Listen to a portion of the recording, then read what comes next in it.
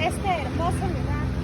Y sabes, me encantaría poder estar aquí contigo y disfrutar de lugares así como estos, mi amor.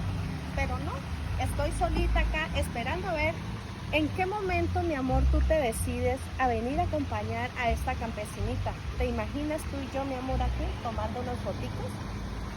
Házmelo saber ahí en la flechita, mi amor, si te gustaría compartir con esta campesinita.